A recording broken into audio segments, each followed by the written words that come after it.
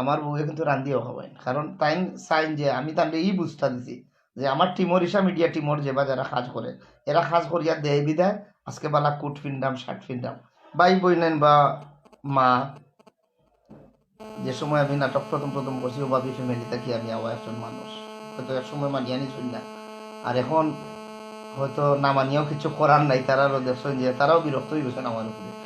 আর বউয়ে তো কোটাই নিয়া দেখার বাদে জানার বাদে আইসুন, অতএব কেন আর কোনো সে নাই।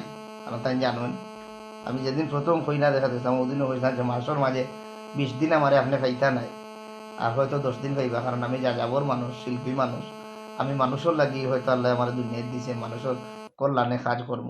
তো এখান থেকে মানিয়া এবং জানিয়ে আইসেন এবং কোনোদিন আমার ডিস্টার্ব হইয়া খাড়াইছেন। আর আপনারা জানেন, মানে বিশেষ করে আপনি জুনেদ ভাই জানেন যে আমার এখানে 2 একদিন শুটিং গেছে, আমার বউয়ে কিন্তু রান্ধিও খাওয়াই, কারণ তাই চাইন যে আমি তাহলে এই বুঝটা দিছি যে আমার টিমর ইসা মিডিয়া টিমর যে বা যারা কাজ করে এরা কাজ করিয়া দেয় বিদায় আজকে বালা কোট ফিন্ডাম শার্ট ফিন্ডাম।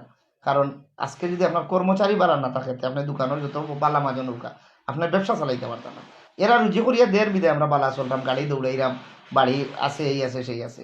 তো তাহলে এই বুঝটা দেওয়ার কারণে তাই ওভাবেও এই বিষয়টা গ্রহণ করছেন, এর লাগে তাই তান বাচ্চেন তোর মতো দেখেন। এবং যেদিন শুটিং হয় সাইন তাই নিজের হাতে রান্ধিয়া দুপুরের খানিটা অন্তত পক্ষে খাওয়াইতে। এবং আপনারা জানেন যে 2 একদিন পরে 10টা শুটিং হইলে 8টা শুটিংয়ের মাঝে আমার নিজের ঘরে রান্না খাওয়া লাগে, এটা হইল কি আমার বউর আদেশ।